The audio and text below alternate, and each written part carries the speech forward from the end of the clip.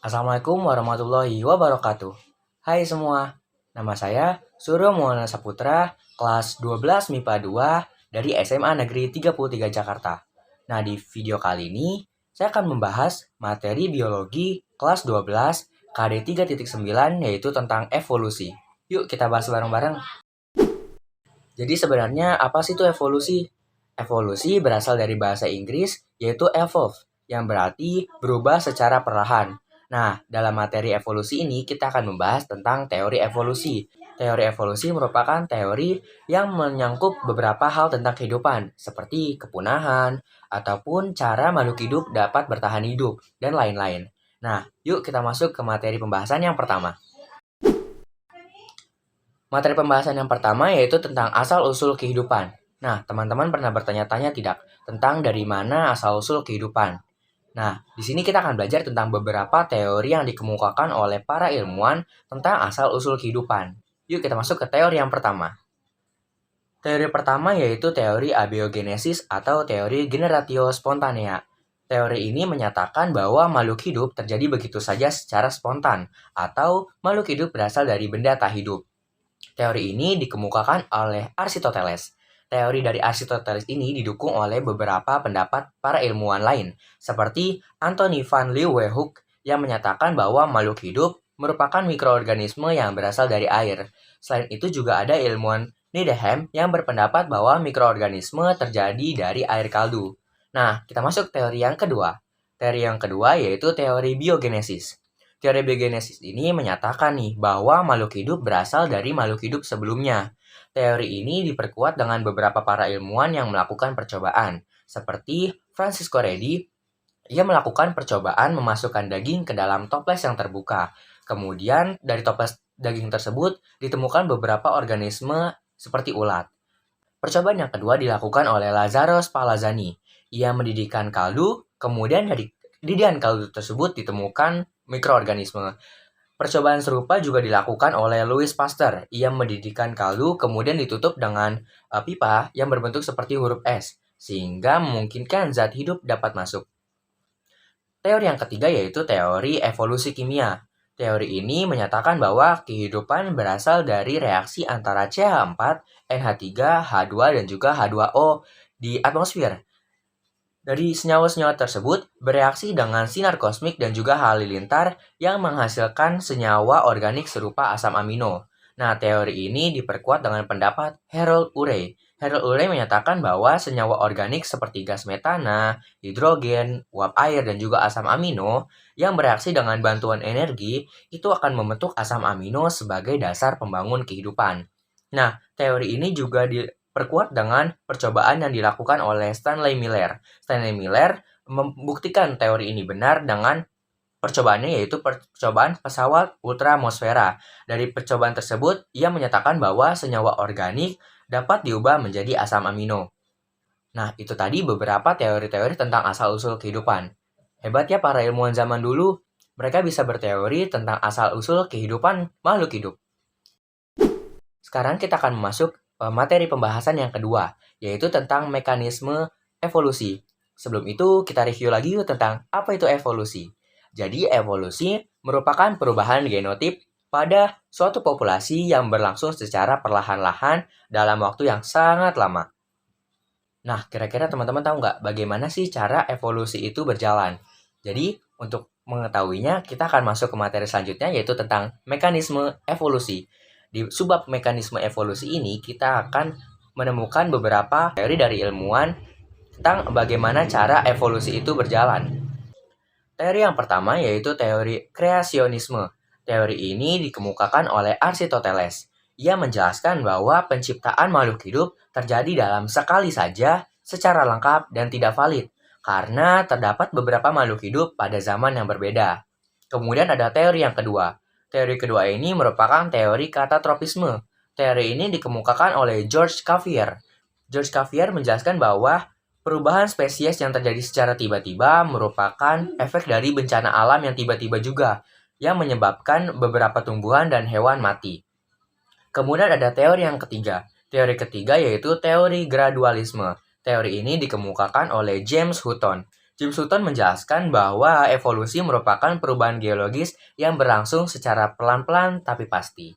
Kemudian teori keempat yaitu teori uniformitarianisme yang dikemukakan oleh Charles Yell. Charles Yell menjelaskan bahwa evolusi merupakan proses yang selalu seimbang dalam kurun waktu, namun teori dari Charles Yell ini tidak menjelaskan tentang beberapa teori tentang spesies. Kemudian ada teori yang kelima yaitu teori evolusinya Jean Lamrecht. Jean Lamrecht dalam teori ini menyatakan beberapa hal seperti yang pertama, makhluk hidup akan selalu beradaptasi dengan lingkungan.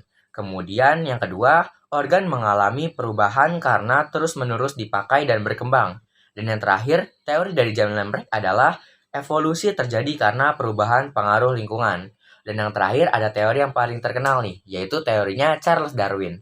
Teori Charles Darwin ini menyatakan bahwa evolusi terjadi karena seleksi alam, dan spesies yang hidup sekarang berasal dari spesies yang hidup di masa silam. Nah, itu tadi teori-teori dari beberapa ilmuwan yang menyatakan tentang evolusi. Teman, itu tadi beberapa teori-teori dari para ilmuwan-ilmuwan yang menyatakan tentang mekanisme evolusi. Sekarang kita akan masuk ke materi selanjutnya. Kira-kira teman-teman pernah tahu nggak kapan suatu peristiwa dikatakan evolusi? Untuk itu, kita akan membahas tentang tanda-tanda evolusi. Tanda-tanda evolusi yang pertama yaitu adanya variasi dalam makhluk hidup. Kita ketahui bahwa setiap spesies atau individu pasti memiliki perbedaan. Nah, perbedaan yang banyak itu merupakan petunjuk nih bahwa adanya evolusi.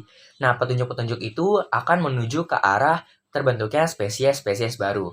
Kemudian tanda-tanda yang kedua adalah fosil. Tanda-tanda ini dikemukakan oleh beberapa arkeolog yang menyatakan bahwa lapisan-lapisan bumi dari lapisan yang tua sampai lapisan yang muda mengalami perubahan secara berangsur-angsur, yang hal itu berarti menunjukkan bahwa evolusi benar-benar terjadi.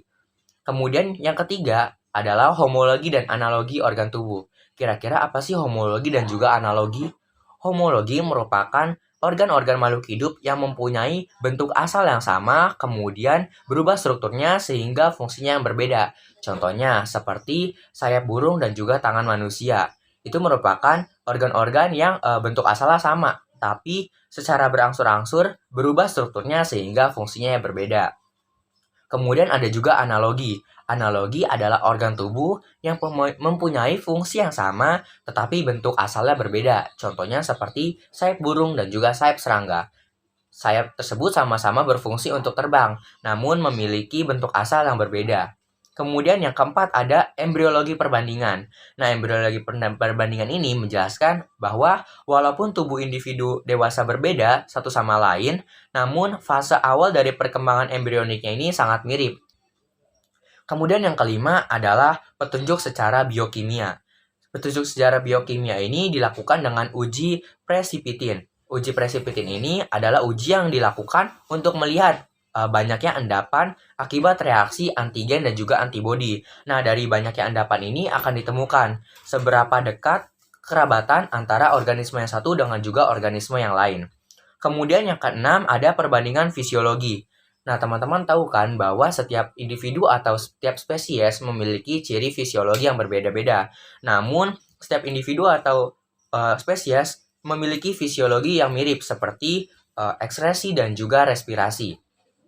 Kemudian yang ketujuh ada petunjuk alat tubuh yang tersisa. Nah, tanda-tanda akibat evolusi ini terdapat beberapa organ-organ dalam makhluk hidup yang tidak memiliki fungsi. Contohnya seperti pada manusia, kita memiliki umbai cacing dan juga tulang ekor. Nah, organ tersebut tidak berfungsi pada kita. Nah, teman-teman, itu tadi adalah tanda-tanda terjadinya evolusi. Banyak yang sering kita temui di kehidupan kita sehari-hari. Nah, teman-teman, kira-kira tahu nggak apa sih yang menyebabkan evolusi ini terjadi di kehidupan kita? Jadi, kita akan masuk ke materi selanjutnya yaitu tentang faktor-faktor evolusi. Teman-teman tahu kan sebelumnya tentang teori Charles Darwin? Charles Darwin menyatakan bahwa evolusi terjadi karena adanya seleksi alam. Jadi setiap makhluk hidup akan berjuang untuk bertahan hidup dengan cara mengalami perubahan, baik dari morfologi, fisiologi, ataupun juga tingkah laku. Nah, berikut adalah faktor-faktor yang menyebabkan terjadinya evolusi. Yang pertama adalah mutasi. Mutasi merupakan peristiwa yang menyebabkan terjadinya perubahan pada frekuensi gen, sehingga akan berpengaruh terhadap fenotip dan juga genotip. Nah, perubahan frekuensi gen ini dapat menyebabkan kelebihan atau juga kekurangan. Kemudian faktor yang kedua ada genetic drift. Genetic drift merupakan perubahan secara acak pada frekuensi gen yang disebabkan oleh kematian, migrasi, ataupun isolasi. Nah, genetic drift ini difaktorkan oleh dua hal. Yang pertama ini adalah bottleneck effect. Bottleneck effect ini merupakan genetic drift yang disebabkan oleh bencana. Kemudian yang kedua adalah founder effect. Founder effect ini disebabkan karena mikroorganisme tersebut melakukan migrasi atau perpindahan. Kemudian yang ketiga adalah aliran gen. Aliran gen terjadi ketika migrasi dan kawin pada individu di antara populasi. Nah, karena aliran gen ini terjadi ketika migrasi, maka aliran gen ini bergantung pada banyaknya populasi-populasi yang pada saat itu bermigrasi atau seberapa banyak perbedaan genetik individu yang pada saat itu bergabung. Yang keempat ada rekomendasi seksual. Nah, rekomendasi seksual ini merupakan kemampuan reproduksi secara seksual yang dapat menghasilkan keturunan yang berbeda dengan induknya. Nah, hal ini terjadi karena penggabungan kromosom yang digabungkan secara acak. Yang kelima adalah seleksi alam dan adaptasi. Nah, seleksi alam dan adaptasi ini menjelaskan bahwa setiap individu yang dapat beradaptasi atau adaptif dapat lolos dari seleksi alam. Nah, dengan adaptasi ini, sifat tersebut dapat diwariskan terhadap keturunannya, sehingga dapat menciptakan spesies-spesies yang baru. Kemudian yang terakhir yang akan kita bahas adalah hukum Hardy-Weinberg. Hukum Hardy-Weinberg ini menyatakan bahwa proses evolusi terjadi karena perubahan frekuensi gen. Jadi kalau misalkan frekuensi gen ini tetap dalam suatu populasi yang stabil, artinya tidak akan terjadi evolusi.